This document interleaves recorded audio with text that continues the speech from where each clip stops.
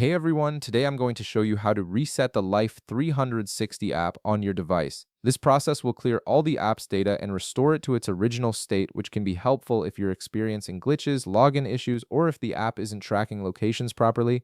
Without any further ado, let's get started. First, you'll need to open your device settings. This is typically represented by a gear icon on your home screen or in your app drawer. The settings menu is where you can manage all aspects of your device, including installed applications and their data.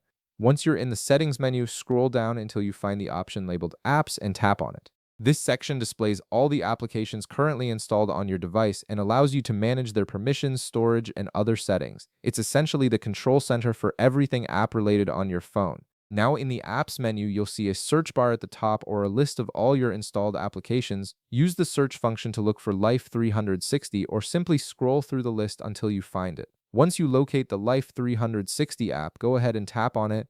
This will take you to the app's information page where you can view details like storage usage, permissions, and notifications. Next, on the Life360 app information page, look for an option that says Storage and Cache, then tap on it.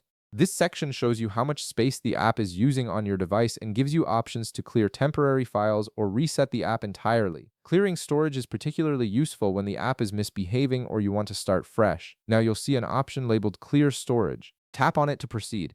This action will delete all of the app's data, including your login information, settings, and any cached locations. Essentially, it returns the app to the state it was in when you first installed it, so keep in mind you'll need to log back in afterward. After tapping Clear Storage, a confirmation message will appear on your screen. This is an important safety feature to prevent accidental data loss.